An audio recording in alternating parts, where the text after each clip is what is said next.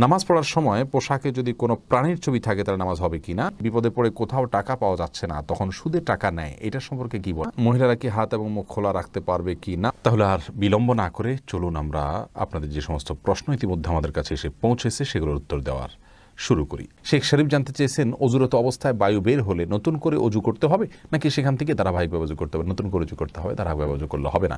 মাঝখানে যদি অজু হাত ধুয়েছেন, মুখ ধুয়েছেন, তারপর বায়ু বের হলে তাহলে শুরু থেকে অজু করতে হবে আপনাকে। এরপরে রেজওয়ান আহমদ শুভ আপনি জানতে চেয়েছেন, ব্যাংক অ্যাকাউন্টে বছর শেষে কিছু টাকা সুদ ঢুকে, ওই টাকা কি করব? ওই টাকা যদি বন্ধ করার কোনো অপশন থাকে তাহলে বন্ধ করে ফেলবেন, আর যদি বন্ধ করার কোনো অপশন না থাকে, অটোমেটিকলি আসতে থাকে প্রতি বছর শেষে, তাহলে সেটা গরিব দুঃখীদেরকে হিসেব করে দান করে দিয়ে দিবেন এবং কোনো সওয়াবের আশা করবেন না। সারা সফা জানতে চেয়েছেন, ফরজ নামাজে ভুল হলে কি সিজদা সাহু করলে নামাজ হয়ে যাবে নাকি পুনরায় পড়তে হবে? বোন সাফা সারা, ফরজ নামাজে যদি ভুল হয়, ভুলটা যদি হয় ওয়াজিব তরকের ভুল, তাহলে সিজদা সাহু করলে নামাজ হয়ে যাবে, আর যদি ফরজ তরক হয় তাহলে সে নামাজ পাশে রাকাত আবার পড়তে হবে। আর সুন্নাত তরক হলে কিছুই করতে হবে না, আপনার কোন ভুল হয়েছে সেটা হলো মূল বিষয়। আর সিজদা সাহুর বিষয়টি সব নামাজের ক্ষেত্রে একই কথা প্রযোজ্য, সুন্নাত ওয়াজিব ফরজ সব নামাজের মধ্যে একইভাবে, অর্থাৎ ওয়াজিব তরক হলে সিজদা সাহুর নামাজ হয়ে যাবে। সাদ ভয়েসম্যান এআইডি থেকে আপনি প্রশ্ন করেছেন, আমার বউয়ের মেজাজ অনেক গরম, এখন আমার করণীয় কি? আল্লাহ তাআলা আপনার বিষয়টাকে সহজ করুক ভাই।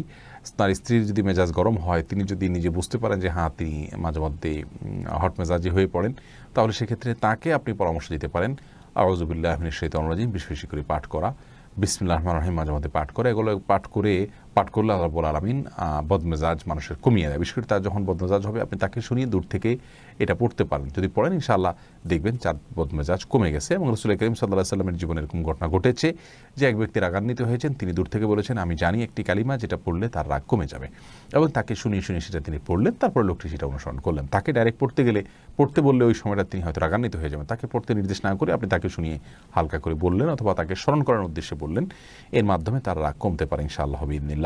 এরপরে মহিলারা কি হাত এবং মুখ খোলা রাখতে পারবে কি না, মাহমুদুল হাসান জানতে চেয়েছেন। না, হাত মুখ এগুলো ঢাকবেন যদি ঢাকা যায়, আর যদি ঢাকা না যায় তাহলে সেক্ষেত্রে আল্লাহ রাব্বুল আলামিন বলেছেন ইল্লা মা যাহারা মিনহা, যেগুলো এমনি প্রকাশিত থাকে, অনেক উলামায়ে কেরাম বলেছেন তার মধ্যে হাতের কবজি, পায়ের পাতা, এগুলো প্রকাশিত থাকে, যার কারণে এগুলো না ঢাকলেও চলবে। ফিতনার এই যুগে মানুষ মেয়েদের কাপড় চোপড় এবং তাদের শরীরের যে কোনো অংশ দেখেই বাজে চিন্তা করে, যার কারণে একজন আত্মসম্মানবোধী মায়ের জন্য সেগুলোকে ঢেকে ফেলাটাই হলো উচিত এবং উত্তম। তানজিদ আহমেদ জানতে চেয়েছেন, বিপদে পড়ে কোথাও টাকা পাওয়া যাচ্ছে না তখন সুদে টাকা নেয়, এটা সম্পর্কে কি বলেন? দেখুন, অনেক ভাই বোন এই কাজটি আজকাল করছেন। আল্লাহ রাব্বুল আলামিন মানুষকে পরিশ্রম অনুযায়ী তার রুজিতে, রুটিতে, উপার্জনে বরকত দিয়ে থাকেন। আমরা পরিশ্রম করব, আল্লাহ রাব্বুল আলামিন কোরআনে বলেছেন ফাইদা কুদিয়াতিস সালাহ ফান্তাশিরু ফিল আরদ, যখন সালাত শেষ হয়ে যাবে তোমরা জমিনে ছড়িয়ে পড়ো। আমরা জমিনে ছড়িয়ে পড়ব, উপার্জনের জন্য চেষ্টা করব, ছুটে করব, এটা আমাদের কর্তব্যের অংশ। আমরা শর্টকাট ওয়েতে উপার্জন করার চেষ্টা করব না। আপনি ছোট্ট পুঁজি নিয়ে, সামান্য পুঁজি নিয়ে রাস্তার পাশে বসে যান, শুরু করেন এবং অধ্যবসায় করেন, শেখার চেষ্টা করেন, মেধা খাটান এবং শারীরিক পরিশ্রম, কায়িক পরিশ্রম আপনি করেন, এর মাধ্যমে ইনশাআল্লাহ আল্লাহ তাআলা আপনাকে বরকত দিবেন, আস্তে আস্তে আপনি সামনে বাড়তে যাবেন। সুদের উপরে লোন নিয়ে তারপরে ব্যবসা করা কোনো অবস্থাতেই মুসলমানের জন্য জায়েজ নাই। প্রয়োজনে তিনি অল্প খাবেন, ছোট ব্যবসা করবেন।